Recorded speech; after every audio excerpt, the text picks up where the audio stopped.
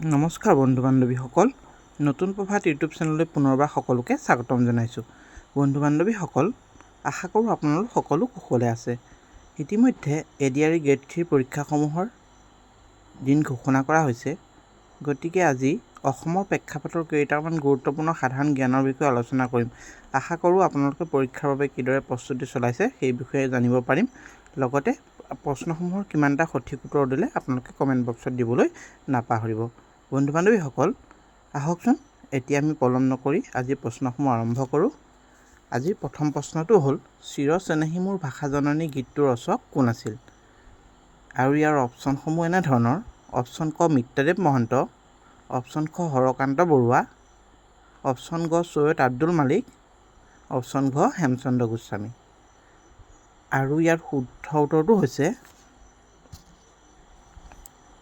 Option ক মিত্ৰদেৱ মহন্ত। আজিৰ দ্বিতীয় প্ৰশ্নটো হৈছে, অভিযাত্ৰী উপন্যাসখন কাৰ জীৱনৰ পটভূমিত ৰচিত? আৰু ইয়াৰ অপশ্যনসমূহ এনেধৰণৰ: অপশ্যন ক নলিনীবালা দেৱী, অপশ্যন খ হেমপ্ৰভা দাস, অপশ্যন গ চন্দ্ৰপ্ৰভা শইকীয়া, অপশ্যন ঘ মামণি ৰয়ছম গোস্বামী। আৰু ইয়াৰ শুদ্ধ উত্তৰটো হৈছে অপশ্যন গ চন্দ্ৰপ্ৰভা শইকীয়া। বন্ধু বান্ধৱীসকল, আপোনালোকে চেনেলটোৰ পৰা যদি উপকৃত হৈছে তেন্তে অনুগ্ৰহ কৰি চেনেলটো ছাবস্ক্ৰাইব কৰিবলৈ নাপাহৰিব। আজিৰ পৰৱৰ্তী প্ৰশ্নটো হৈছে, প্ৰথম অল ইণ্ডিয়া ৰেডিঅ'ত প্ৰচাৰিত অসমীয়া নাটক কি? আৰু ইয়াৰ অপশ্যনসমূহ এনেধৰণৰ: অপশ্যন ক জয়মতী, অপশ্যন খ ৰহিমলা, অপশ্যন গ ইন্দ্ৰমালতী, অপশ্যন ঘ বীণ বৰাগী। আৰু ইয়াৰ শুদ্ধ উত্তৰটো হৈছে অপশ্যন ঘ বীণ বৰাগী। আজিৰ পৰৱৰ্তী প্ৰশ্নটো হৈছে, প্ৰথম সাহিত্য অকাডেমী বঁটা পোৱা গ্ৰন্থখন কি? আৰু ইয়াৰ অপশ্যনসমূহ হ'ল: অপশ্যন ক বনফুল, অপশ্যন খ লভিতা, অপশ্যন গ কাঠনিবাৰী ঘাট, অপশ্যন ঘ জংগম। আৰু ইয়াৰ শুদ্ধ উত্তৰটো হ'ল অপশ্যন ক বনফুল। আজিৰ পঞ্চম প্ৰশ্নটো এনেধৰণৰ: অসমৰ প্ৰথম বিশ্ববিদ্যালয় কোনখন?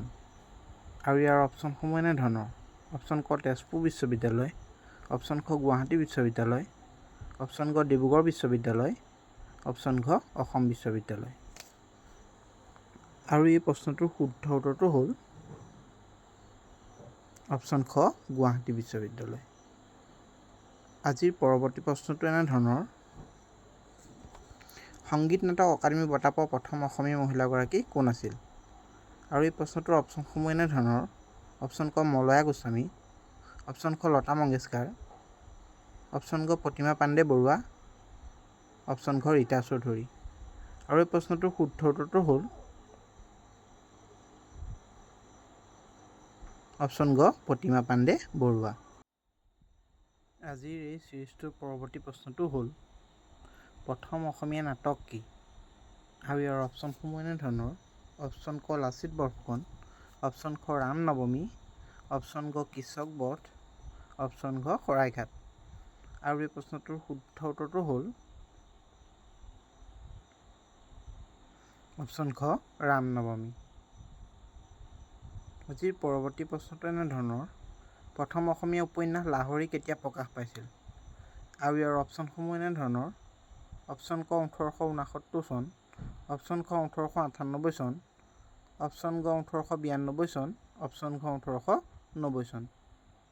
আৰু এই প্ৰশ্নটোৰ শুদ্ধ উত্তৰটো হ'ল অপশ্যন গ 1892 চনত।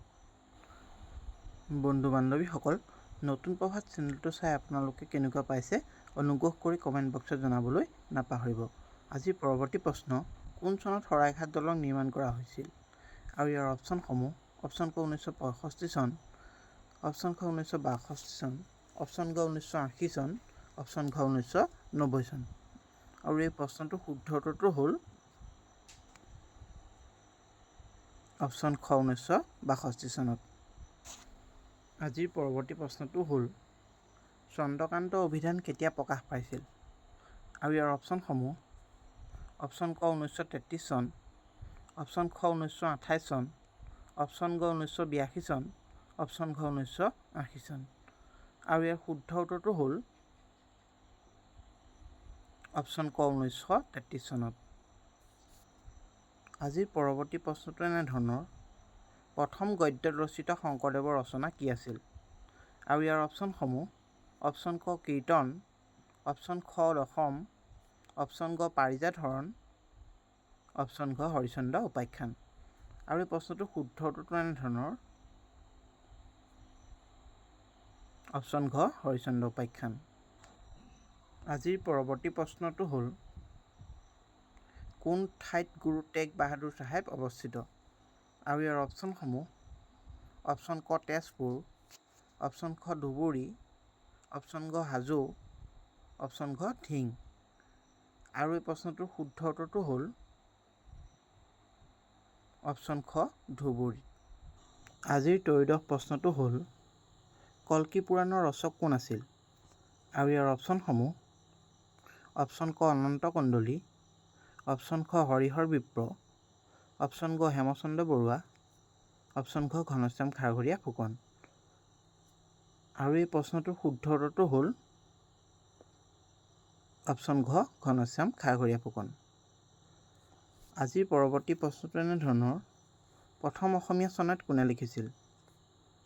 আৰু ইয়াৰ অপশ্যনসমূহ: অপশ্যন ক হেমচন্দ্ৰ বৰুৱা, অপশ্যন খ হেমচন্দ্ৰ গোস্বামী, অপশ্যন গ লক্ষ্মীনাথ বেজবৰুৱা, অপশ্যন ঘ চন্দ্ৰকুমাৰ আগৰৱালা। আৰু এই প্ৰশ্নটোৰ শুদ্ধ উত্তৰটো হ'ল অপশ্যন খ হেমচন্দ্ৰ গোস্বামী। আজিৰ 15 নম্বৰ প্ৰশ্নটো হ'ল: প্ৰথম অসমীয়া অভিধান কোনে প্ৰৱৰ্তন কৰিছিল? আৰু ইয়াৰ অপশ্যনসমূহ হ'ল: অপশ্যন ক অলিভাৰ টি কাট্টাৰ, অপশ্যন খ লক্ষ্মীনাথ তামুলী ফুকন, অপশ্যন গ হেমচন্দ্ৰ বৰুৱা, অপশ্যন ঘ মাইলছ ব্ৰনছন। আৰু এই প্ৰশ্নটোৰ শুদ্ধ উত্তৰটো হ'ল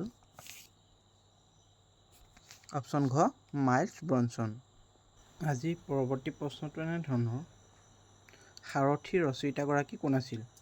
আৰু ইয়াৰ অপশ্যনসমূহ হ'ল: অপশ্যন ক সত্যনাথ বৰা, অপশ্যন খ হেম বৰুৱা, অপশ্যন ঘ চৈয়দ আব্দুল মালিক, অপশ্যন ঘ ৰঘুনাথ চৌধাৰী।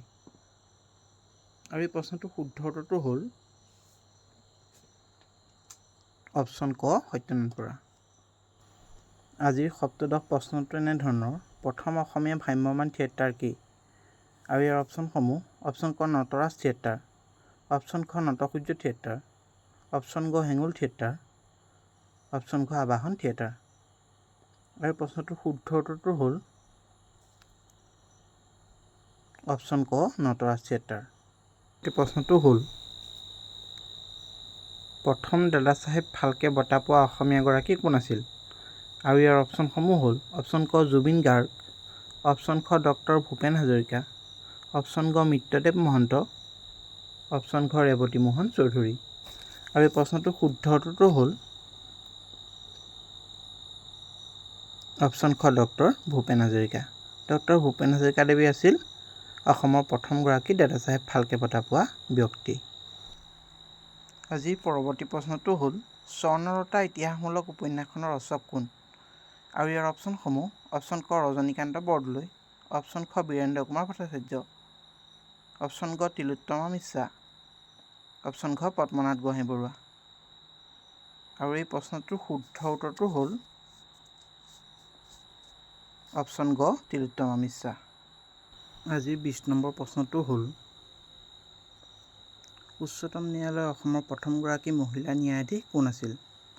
আৰু ইয়াৰ অপশ্যনসমূহ এনেধৰণৰ: অপশ্যন ক বিজয়লক্ষ্মী পণ্ডিত, অপশ্যন খ তিলোত্তমা মিশ্ৰা, অপশ্যন গ প্ৰভাৱতী দেৱী, অপশ্যন ঘ প্ৰভাতী দেৱী বৰ্মন। আৰু ইয়াৰ শুদ্ধ উত্তৰটো হ'ল অপশ্যন ঘ প্ৰভাতী দেৱী বৰ্মন। এই পৰৱৰ্তী প্ৰশ্নটো হৈছে: প্ৰথম জ্ঞানপীঠ বঁটা লাভ কৰা সাহিত্যিকগৰাকী কোন আছিল? আৰু ইয়াৰ অপশ্যনসমূহ: অপশ্যন ক মামণি ৰয়ছম গোস্বামী, অপশ্যন খ বীৰেন্দ্ৰ কুমাৰ ভট্টাচাৰ্য, অপশ্যন ক যতীন্দ্ৰনাথ দুৱৰা, অপশ্যন ঘ ভুৱন মোহন বৰুৱা। আৰু ইয়াৰ শুদ্ধ উত্তৰটো হ'ল অপশ্যন খ বীৰেন্দ্ৰ কুমাৰ ভট্টাচাৰ্য। তেখেতে তেখেতৰ বিখ্যাত উপন্যাস মৃত্যুঞ্জয়ৰ বাবে 1979 চনত এই বঁটা লাভ কৰিবলৈ সক্ষম হৈছিল। পৰৱৰ্তী প্ৰশ্নটো হ'ল অসম মেডিকেল কলেজ কেতিয়া স্থাপন কৰা হৈছিল?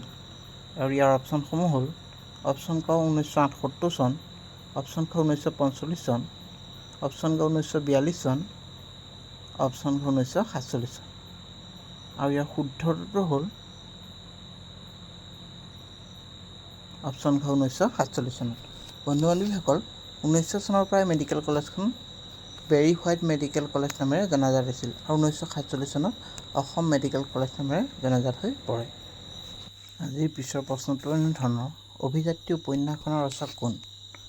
আৰু ইয়াৰ অপশ্যনসমূহ অপশ্যন ক চন্দ্ৰপ্ৰভা শইকীয়া, অপশ্যন খ নিৰুপমা বৰগোহাঁই, অপশ্যন ক নলিনীবালা দেৱী, অপশ্যন খ মামণি ৰয়ছম গোস্বামী। আৰু প্ৰশ্নটোৰ শুদ্ধ উত্তৰটো হ'ল অপশ্যন খ নিৰুপমা বৰগোহাঁই। পৰৱৰ্তী প্ৰশ্নটো হ'ল শ্ৰেষ্ঠ অভিনেত্ৰীৰ ৰাষ্ট্ৰীয় সন্মান পোৱা প্ৰথম অসমীয়া অভিনেত্ৰীগৰাকী কোন? আৰু ইয়াৰ অপশ্যনসমূহ অপশ্যন ক মলয়া গোস্বামী, অপশ্যন ক প্ৰভাৱতী দেৱী, অপশ্যন গ পূৰ্ণিমা বৰ্মন, অপশ্যন ঘ গায়ত্ৰী মহন্ত। আৰু ইয়াৰ শুদ্ধ উত্তৰটো হ'ল অপশ্যন ক মলয়া গোস্বামী।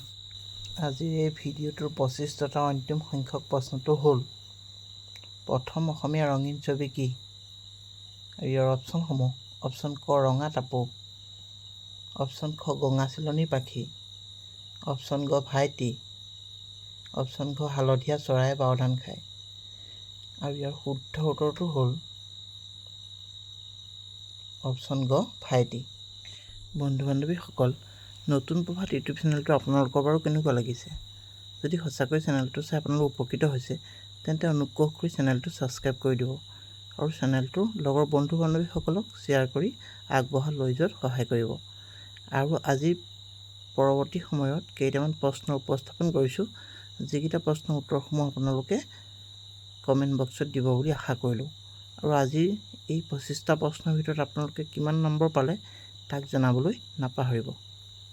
আজিলৈ ইমানেই, ধন্যবাদ।